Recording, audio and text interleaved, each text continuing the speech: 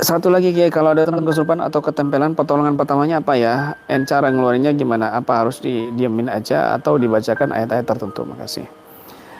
Kalau untuk masalah mengeluarkan jin yang kesurupan, itu bakat-bakatan saja. Ada orang yang nggak pernah belajar, ikut pelatihan, nggak pernah ikut pelatihan, dia bisa ngeluarin jin. Dan dia pun setelah itu bingung, kenapa saya bisa begitu?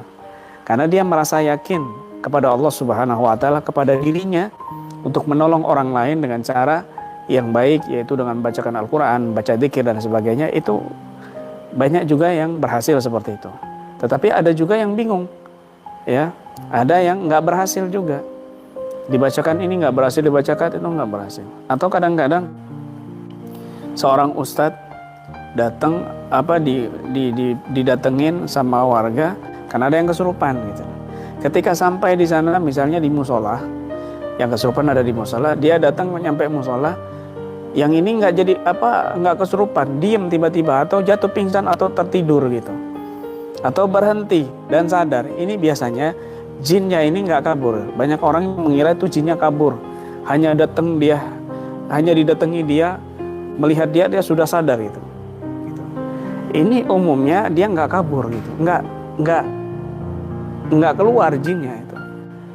Nah, ini orang yang ahli zikir biasa, ahli ibadah biasa, bukan orang soleh, bukan. Kadang-kadang juga mengalami hal yang seperti itu. Baru datang jinnya sudah diam. Gitu. Jinnya memang takut tapi tidak keluar. Jinnya memang nggak berani menatap dia tapi tidak keluar dari tubuhnya. Umumnya seperti itu. Atau keluar sebentar, setelah itu orangnya pergi, balik lagi begitu. Ya, jadi jangan dianggap hal itu wah gitu, hebat itu. Dia datang pingsan, dia datang sadar, enggak.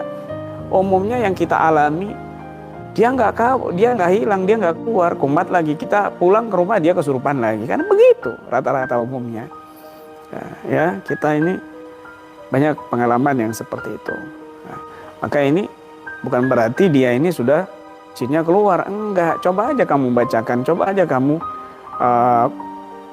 pandang dia lagi, pasti dia kesurupan lagi kan, pasti dia teriak-teriak lagi. Itu jinnya ada.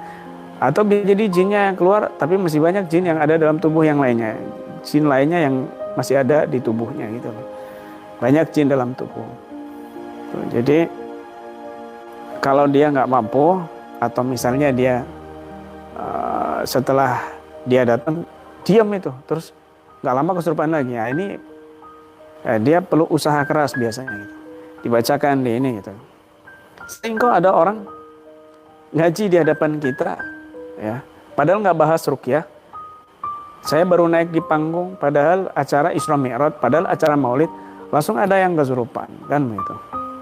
Sering juga kita ngaji bahas masalah jin, ada yang reaksi. Sering juga kita ngaji bahas masalah hodam, ada yang jadi macan, ada yang jadi itu. Apa saya berarti wah hebat begini? Enggak, itu hal yang lumrah, maklum gitu. Itu hal yang lumrah dan maklum. Ya, maklum ketika orang ini punya aura yang besar dalam ma'rifatullahnya, dalam zikirnya, maka ketika kita menyinggung satu pembahasan gaib, jin, hodam dan sebagainya, dan jamaah kita ada hodamnya, pasti reaksi. Dan ini bukan hal yang wah, bukan. Ini sudah sering kita temui begitu. Dan ini sering saya Al-Fakir juga mengalami hal yang semacam itu. Kadang saya lewat di rumah orang ini nggak kenal saya. Lewat di kampung, orang-orang kampung ini nggak kenal saya. Siapa saya? Nggak tahu YouTube-nya, nggak tahu saya. Nggak sampai lewat terus langsung ada yang jatuh kesurupan. Ini sudah sering, terus saya wah gitu, dianggap wah gitu. Enggak, itu hal yang lumrah. Hal yang lumrah begitu. Ya, artinya apa? Kalau mau ingin penanganan lebih tuntas, maka serahkan kepada ahlinya. Fas'alu ahla dzikri in kuntum la ta'lamun. Serahkan kepada ahlinya kalau kamu nggak tahu gitu.